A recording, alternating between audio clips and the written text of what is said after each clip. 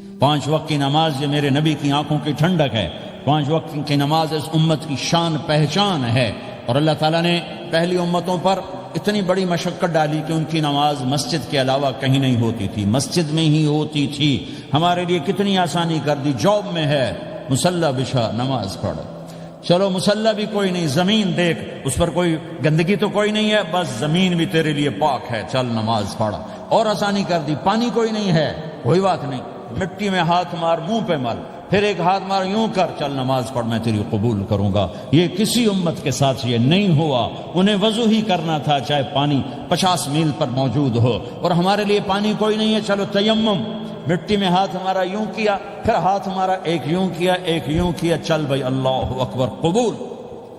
عمار بن یاسر رضی اللہ تعالیٰ عنہ سفر میں تھے، ان کو نہانے کی ضرورت ہو گئی، نائٹ فال ہو گیا، تو انہوں نے سوچا کہ ویسے تو آدمی کو وضو کی ضرورت ہوتی ہے تو خالی منہ پہ ہاتھ مارا اور یوں کونیوں تک، لیکن مجھے تو غسل کی ضرورت ہے، تو خالی اس سے تو کافی نہیں ہوگا۔ تو انہوں نے کپڑے اتارے، اکیلے تھے، ریت کے اوپر کبھی یوں لیٹے، کبھی یوں لیٹے، کبھی یوں لیٹے، 3-4 دفعہ یوں یوں اور یوں یوں رول ہوتے ہوتے پھر انہوں نے نماز پڑھی۔ آئے اللہ کے نبی کی بارگاہ میں، یا رسول اللہ مجھے رات کو نہانے کی ضرورت پڑ گئی، تو میں نے کہا وضو کے لیے تو خالی یہ 2 دفعہ کرنا کافی ہے، تو یہ تو نہانا تھا، تو میں تو ریت میں خوب رول ہوتا رہا۔ میرے نبی نے انما یکفیک ضربتان، ارے سیدھے بندے عمار، اس کے لیے بھی اتنا ہی کافی تھا کہ تو یوں کرتا اور یوں کرتا اور تو پاک ہو جاتا۔ اللہ نے اس نبی کے طفیل، اس محبوب مصطفیٰ صلی اللہ علیہ وسلم کے طفیل، اللہ نے کیا کیا سہولتیں اور آسانیاں ہمیں عطا فرمائیں۔ پھر نماز 4 کی 2 رکعت کر دی، کہ تم مسافر ہو 2 پڑھو، روزے میں سفر میں روزہ معاف کر دیا، بعد میں رکھ لینا، بعد میں رکھ لینا، قضا کرنے کو حکم، بالکل چھوڑنے کا نہیں۔ اور کہا کہ بھائی مریض ہو چھوڑ دو، مسافر ہو چھوڑ دو، اور نماز 2 رکعت کر دو، سنتیں چھوڑ دو۔ ابن عمر رضی اللہ تعالیٰ عنہ بیٹھے تھے تو انہوں نے 2 رکعت پڑھ کے بیٹھ گئے، تو ان کے خادم نے کہا سنتیں نفل نہیں پڑھو گے؟ کہا اگر پڑھنا تو 4 فرض پڑھتا میں، میرے اللہ نے معافی دے دی تو میں کیوں پڑھوں؟ میرے نبی نے سفر میں سنتیں نہیں پڑھی کبھی، اپنی امت کو سہولت دینے، فجر کی سنتیں 2 پڑھتے تھے، اس کے علاوہ سنتیں نہیں پڑھی تاکہ میری امت کو سہولت ہو، آسانی ہو۔ ایک دفعہ بارش ہو رہی تھی اور کوئی جگہ نہیں تھی نماز پڑھنے کے لیے، تو آپ نے اپنی اونٹنی کو آگے کیا اور اس پر بیٹھ گئے، بیٹھے ہی تھے، پیچھے صحابہ نے اونٹنیوں پر ہی صفیں بنائیں، اور یہ نماز اونٹنی پہ بیٹھ کر ادا کی گئی۔ بارش کے اندر نماز اونٹنی کے اوپر نماز بھی ہو گئی، رکوع بھی ہو گیا، سجدہ بھی ہو گیا، سلام بھی ہو گیا۔ پہلی امتوں کے لیے نہیں تھا، سجدہ ہی کرنا پڑے گا۔ یہ اللہ کے محبوب مصطفیٰ صلی اللہ تعالی علیہ وسلم کی طفیل، میرے اللہ نے ہم پہ فضل و احسان کیا، تو میرے نبی کی زندگی میں عبادات میں نماز سب سے اعلیٰ نظر آتی ہے، سب سے نمایاں نظر آتی ہے۔ اور پھر بازار میں، گھر میں، دفتر میں، ماحول میں میرے نبی کے اخلاق، یہ زندگی کا دوسرا روشن پہلو ہے۔ میرے نبی کی ساری زندگی 2 لفظوں میں آتی ہے، عبادت اخلاق، عبادت اخلاق، یا 2 اور لفظ، حقوق اللہ حقوق العباد، حقوق اللہ حقوق العباد۔ حقوق اللہ میں نماز سب سے اعلیٰ، اور حقوق العباد میں لوگوں کی برداشت کرنا، لوگوں سے درگزر کرنا، معاف کرنا، جھوٹ سے بچنا، دھوکے سے بچنا۔ میرے نبی سے پوچھا گیا یا رسول اللہ مسلمان کنجوس ہو سکتا ہے؟ ہم نے کہا ہو سکتا ہے۔ یا رسول اللہ مسلمان کمزور ہو سکتا ہے، بزدل ہو سکتا ہے، ڈرپوک ہو سکتا ہے؟ آپ نے کہا ہو سکتا ہے۔ یا رسول اللہ مسلمان جھوٹ بول سکتا ہے؟ آپ نے کہا نہیں، جھوٹ نہیں بول سکتا، جھوٹ نہیں بول سکتا۔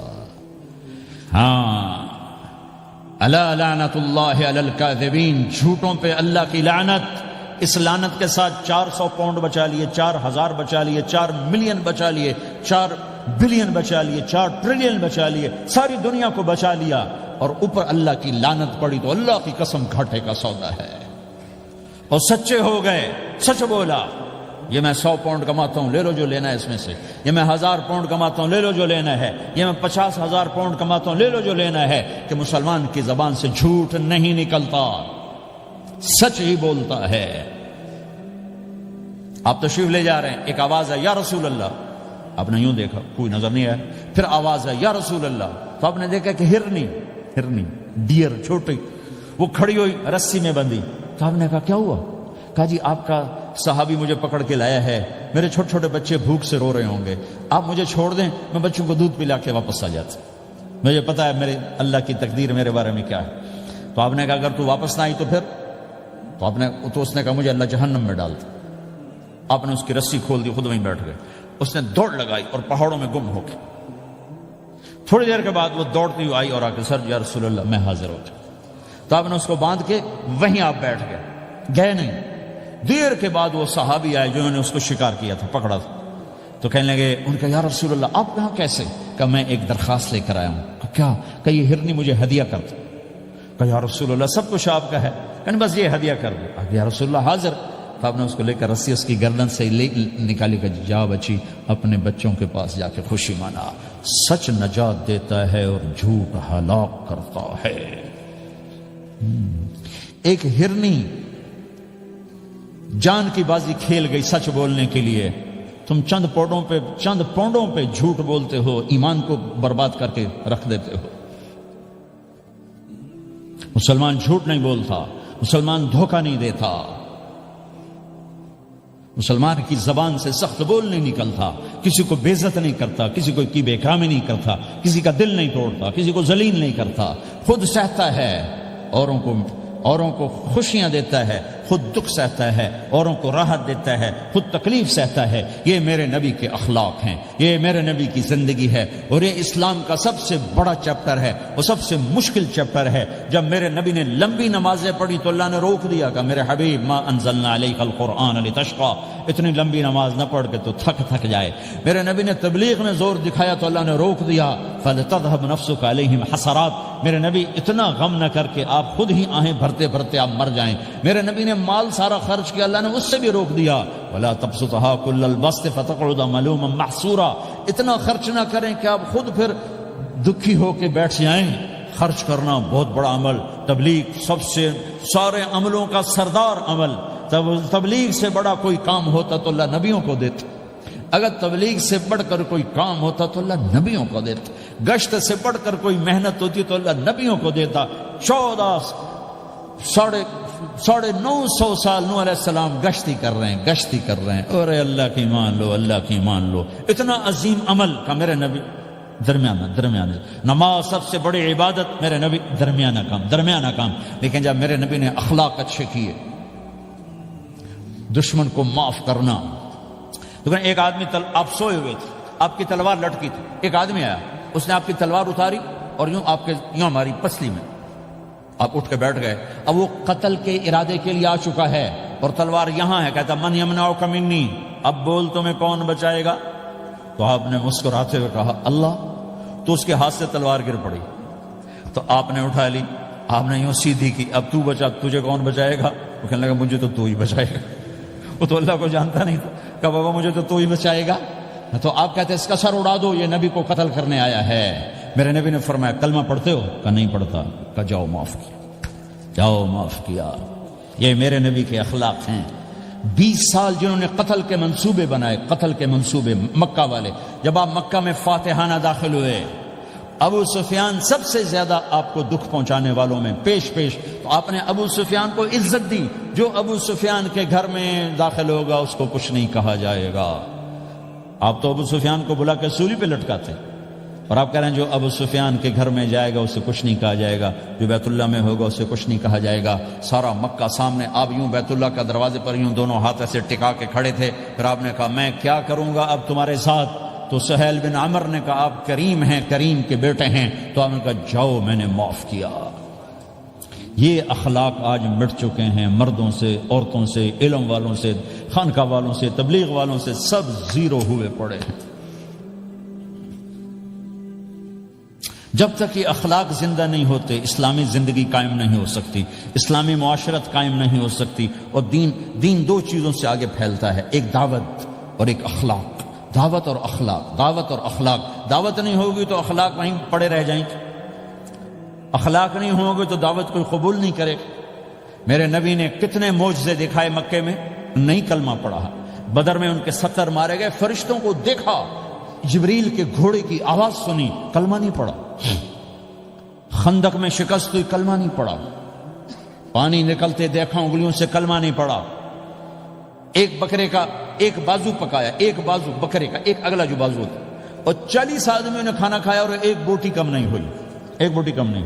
کلمہ نہیں پڑھا. لیکن جب میرے نبی نے کہا جاؤ معاف کیا تو سارے ہی کلمہ پڑ گئے کہ واقعہ یہ اخلاق نبی کے ہو سکتے۔ حنین کی جنگ میں جب بھاگے لوگ، شکست ہوئی، تو ایک صحابی کا بھاگتے ہوئے پاؤں ہمارے نبی کا پاؤں پر آیا، اور جوتا سخت تھا، تو آپ نے کہا اوجعتنی، اور آپ کے ہاتھ میں چھڑی تھی، آپ نے اس کو یوں ماری تو اوجعتنی، ارے تو نے مجھے کتنا زیادہ درد پہنچایا، دکھ پہنچایا۔ وہ بیچارے پگھل کے رہ گئے اور پریشان ہو گئے، اور فرماتے ہیں سارا دن میں پریشان، ساری رات پریشان کہ اللہ کے نبی کو میں نے تکلیف پہنچائی، اب میرا کیا بنے گا۔ اگلا دن ہوا تو اعلان ہو رہا تھا بھائی جس کا پاؤں نبی کے پاؤں پہ آیا تھا اس کو اللہ کے نبی بلا رہے ہیں۔ تو صحابی کہنے لگے میں نے سمجھا بس اب میری تو دنیا بھی گئی اور آخرت بھی گئی، اب میرے اوپر کیس بنے گا اور مجھے ڈانٹ ڈپٹ بھی ہوگی، میرا کتنا بڑا گھاٹا نقصان ہوگا۔ یہ حاضر ہوئے ڈرتے ڈرتے، تو آپ نے فرمایا میرے بھائی کل میں نے تمہیں چھڑی ماری تھی، وہ مجھے معاف کر دینا، اور یہ 80 اونٹ تمہیں ہدیہ دیتا ہوں، 80 کیملز یعنی 80 پراڈو، 80 رینج روور کا یہ میری طرف سے تمہیں ہدیہ ہے۔ وہ حیران پریشان، یہ میرے نبی کے اخلاق ہیں، یہ میرے نبی کے اخلاق ہیں۔ کانٹے بچھانے والی نے 4 دن آنا چھوڑ دیا، بیمار ہو گئی تھی، تو ہم نے کیا بات ہے، وہ ہمارے راستے میں اب کانٹے کوئی نہیں ہے، کہا جی وہ بیمار پڑی ہے جو کانٹے بچھاتے تھے، تو آپ اس کے گھر چلے گئے، ماں جی خیریت تو ہے، آپ ٹھیک تو ہیں؟ کہا بیٹا مجھے کلمہ پڑھا دے، بس تیرے اخلاق نے مجھے فتح کر لیا ہے۔ میرے بھائیوں یہ چیپٹر بھول چکے ہیں، بھول چکے ہیں، بھول چکے ہیں۔ جب تک یہ چیپٹر زندہ نہیں ہوگا زندگی اسلامی نہیں بنے گی، معاشرہ اسلامی نہیں بنے گا، اور آگے قوموں کے لیے اسلام کا دروازہ نہیں کھلے گا۔ ہمیں معاف کرنا آتا ہو، ہمیں گالی دینے والے کو دعا دینا آتا ہو، غیبت کرنے والے کی تعریف آتی ہو، اور غیبت کرنے سے، غیبت سننے سے اپنے آپ کو ایسے بچاؤ جیسے زہر سے بچاؤ، جیسے آگ سے بچاتے۔ ایک دوسرے کو نفرت کا بول نہ بولو ورنہ ساری زندگی تباہ و برباد ہو جائے گی۔ میرے رب کی قسم، میرے نبی نے کہا ایک زبان کا بول انسان بولتا ہے اور جہنم کی گہرائیوں میں گر جاتا ہے، اور ایک زبان کا بول انسان بولتا ہے اور جنت کے درجات پر چڑھ جاتا ہے۔ یہ زبان بہت طاقتور چیز ہے، میں ہر بیان میں اس کو دہرا رہا ہوں کہ جتنا یہ عمل ختم ہو چکا ہے اتنا کوئی عمل بھی نہیں ختم ہوا ہے۔ اور ایک صحابی ہیں ابو دجانہ۔ کون ابو دجانہ؟ السابقون الاولون من المہاجرین والانصار، اس میں پہلی صف کے صحابہ۔ کون ابو دجانہ؟ جب آپ حج پر گئے تو اپنی جگہ مدینے کا امیر ابو دجانہ کو بنایا۔ ابو دجانہ حج میں شریک نہیں ہوئے کہ آپ نے اپنی جگہ ان کو اپنا نائب بنا کے وہاں کھڑا فرمایا ابو دجانہ میری جگہ پر مدینے کا امیر ہے، یہ وہ ابو دجانہ ہیں۔ کون ابو دجانہ؟ جو جنگ بدر سے لے کر آخری حج تک ہر سفر میں شریک ہیں، ہر سفر میں شریک ہیں۔ ان کی ایک بات میں بتانا چاہتا ہوں، پہلے تھوڑی سی ان کی ہسٹری بتانا چاہتا ہوں۔ کون ابو دجانہ؟ احد کی جنگ میں آپ نے تلوار اٹھائی، کہا اس تلوار کو کون لے گا؟ کئی صحابہ کھڑے ہو گئے۔ آپ نے کہا اس تلوار کا حق کون ادا کرے گا؟ سارے بیٹھ گئے، 3 آدمی کھڑے رہے، ایک زبیر بن عوام، ایک عمر بن خطاب، ایک ابو دجانہ۔ ان کا نام ہے سماک بن خرشنہ، سماک بن خرشنہ ان کا نام ابو دجانہ سے مشہور ہے۔ تو آپ نے تلوار نہ عمر کو دی، نہ زبیر کو دی، ابو دجانہ کو دی۔ تو عمر رضی اللہ عنہ نے تو محسوس نہیں کیا، حضرت زبیر نے محسوس کیا کہ اس کو کیوں دی، مجھے کیوں نہیں دی؟ میں مہاجرین میں سے ہوں، میں پھوپھی کا بیٹا ہوں، میں اس سے دلیری میں کم نہیں ہوں۔ بلکہ حضرت زبیر کی دلیری کی تو دھک تھی، جدھر سلوار چلتی تھی کاٹتی چلی جاتی تھی، کہنے کہ میں دیکھوں گا یہ کیا کرتا ہے۔ تو ابو دجانہ کے پیچھے پیچھے زبیر ہو لیے۔ تو ابو دجانہ نے جو حملہ کیا تو 3000 کا لشکر تھا، اس کو چیر کے پار نکل کے، پورے لشکر کو کاٹ کے پار نکل کے، اور آگے عورتیں کھڑی تھیں جو مکے کے لشکر کو تیار کر رہی تھیں۔ نحن بنات طارقی نمشی علی النمارقی مشی القتل بوارقی المسک فی المخالقی المسک فی المفارقی والذر فی المخالقی ان تقبلوا نعانقی وتدبروا نفارقی فراق غیر وامقی۔ یہ گانا گا رہی تھی اور ان کو تیار کر رہی تھیں۔ تو جب ابو دجانہ کی تلوار نظر آئی تو سب بھاگی، ہندا پکڑی گئی، تو آپ نے یوں اپنی تلوار ہندا کے سر پر رکھی، انہوں نے چیخ ماری، تلوار ہٹا لی۔ تو زبیر پیچھے پیچھے کہ کیا کیا ہے؟ جنگ میں اگر کوئی عورت حصہ لے اسے مارنا جائز ہے، ویسے جائز نہیں ہے، عورت کو، بچے کو، بوڑھے کو ہاتھ لگانا جائز نہیں ہے۔ تو انہوں نے کہا تلوار کیوں نہیں چلائی؟ کہا میرے محبوب کی تلوار ہے، عورت کے خون سے رنگین کر کے اس کی شان نہیں گھٹانا چاہتا، یہ میرے نبی کی تلوار۔ پھر واپس ہوئے، پھر اٹیک کیا اور پھر مجمع کو چیر دیا۔ سامنے ایک آدمی آ رہا تھا ہاتھی کی طرح، اتنا لمبا موٹا تازہ، تو زبیر کہنے لگے میرے جی میں آیا کبھی اس کی ٹکر ہونا پھر میں دیکھوں ابو دجانہ کیا چیز ہے۔ تو اللہ کا کرنا ایسا ہوا ابو دجانہ دونوں آمنے سامنے ہو گئے، تو وہ ایسے شاہ سوار تھے کہ دونوں طرف کے لشکر ذرا تھم گئے اور وہ دونوں بھڑ گئے۔ ابو دجانہ کے اپنے جوہر، اس پہلوان کے اپنے جوہر، غبار اٹھا، مٹی اٹھی، اور اس کی اپنی طاقت، ان کی اپنی طاقت، انہوں نے ابو دجانہ کو اس نے زخمی کر دیا۔ ابو دجانہ نے جو جوش میں آ کے ماری تلوار، اس کو لگی یہاں، تو اتنی طاقت سے لگی کہ اس کے نیچے اتر کر 2 ٹکڑوں میں تقسیم کر دی۔ یوں ماری تو ایک حصہ ادھر ایک حصہ، پھر یوں دیکھا اور اپنے چہرے سے لوہے کی ٹوپی اتاری، وما ترى انا ابو دجانہ، کیا دیکھ رہے ہو؟ میں ہوں ابو دجانہ، تلوار صحیح لی ہے میں نے، غلط نہیں لی۔ یہ ابو دجانہ ہیں۔ اور جب شکست ہو گئی احد کی جنگ میں، اور پھر 10-12 آدمیوں نے آپ کو گھیرے میں لیا ہوا تھا، ان میں ایک ابو بکر تھے، عمر تھے، علی تھے، طلحہ تھے، زبیر تھے، سعد بن ابی وقاص تھے، اور سہل بن حنیف تھے، عبادہ قتادہ بن نعمان تھے، اور ابو دجانہ تھے رضی اللہ تعالی عنہم۔ ان میں سے ایک ابو دجانہ بھی تھے، اور یمامہ کی جنگ میں ابو دجانہ شہید ہوئے، یمامہ کی جنگ میں شہید ہوئے۔ یہ ابو دجانہ کی تھوڑی سی سیرت آپ کے سامنے آئی ہے۔ اس کے بعد اب آپ ان کے قول کو سنو تاکہ اس کا وزن آپ کے سامنے آئے۔ یہ بدر کے شریک ہیں، اللہ کے نبی نے کہا بدر کا صحابی جو مرضی کرے بخشا گیا۔ یہ صلح حدیبیہ کے شریک ہیں، اللہ نے قرآن میں کہا لقد رضی اللہ، میں ان سے راضی ہو گیا۔ یہ صحابی ہیں، اللہ نے کہا کلا وعد اللہ الحسنی، اے میرا نبی تیرے ہر صحابی کے لیے جنت کا وعدہ ہے۔ اور اب یہ کیا کہتے ہیں؟ یہ کیا کہتے ہیں لوگو؟ ان ارجع عملی عند، لوگو میرے پاس، ابو دجانہ میرے پاس بخشش کا سب سے بڑا عمل جانتے ہو کیا ہے؟ بدر نہیں، احد نہیں، حدیبیہ نہیں، خندق نہیں، خیبر نہیں، فتح مکہ نہیں، آخری حج نہیں۔ کیا ہے؟ کیا ہے لوگو؟ ان ارجع عملی عندی، میرے پاس آخرت میں بخشش کا سب سے بڑا عمل بس ایک ہے کہ ما آذیت احدا بلسانی، میں نے اپنی زبان سے کبھی کسی کو دکھ نہیں پہنچایا۔ ولا اجد فی قلبی غلا لاحد، اور میرے دل میں کسی کے لیے بغض کوئی نہیں ہے، بس یہ میری بخشش کا عمل ہے۔ تو بھائیو، نبی کے اخلاق میں 2 چیزیں لے لو، ایک زبان سے کسی کو دکھ نہ دو، ایک دل میں کسی کا بغض نہ رکھو۔ اللہ کی قسم بغیر حساب کتاب کے جنت میں جاؤ گے۔ بڑے بڑے جنید بغدادی اور بڑے بڑے معرفت والے تمہیں دیکھتے رہ جائیں گے، تمہاری رفتار اتنی تیز ہوگی کہ تمہیں وہی پکڑ سکے گا جس کا یہ 2 عمل تم سے زیادہ اچھا ہوگا۔ جس روڈ پہ رش ہوتا آپ وہاں سے گاڑی ہٹا لیتے ہو، ادھر نہیں جانا، ادھر رش ہے، وہ سائن وغیرہ آپ کو آ جاتے ہیں کہ ادھر بلاک ہے، ادھر نہیں جانا، ادھر جانا ہے۔ تو جہاں روڈ پہ رش ہوتا ہے تو قیمتی سے قیمتی گاڑی کی رفتار بھی آہستہ ہو جاتی ہے، اور جہاں روڈ خالی ہوتا ہے تو پرانی گاڑی بھی بھاگے جا رہی ہوتی ہے۔ ہمارے یہاں پرانی گاڑی ہوتی ہے نا، پرانی بسوں کے پیچھے لکھا ہوتا ہے نہ انجن کی خوبی نہ ڈرائیور کا کمال، خدا کے سہارے چلی جا رہی ہے۔ اور جس کے پاس ایسی گاڑی ہو، نہ انجن کی خوبی نہ ڈرائیور کا کمال، تو اگر اس کو روڈ خالی مل جائے تو وہ تو مرسیڈیز والے سے پہلے پہنچے گا، رینج روور والے سے پہلے پہنچے گا، بینٹلی والے سے پہلے پہنچے گا، رولز رائس والے سے پہلے پہنچے گا، جو وہ تو پھنسی کھڑی اور اس کا روڈ ہی خالی ہے۔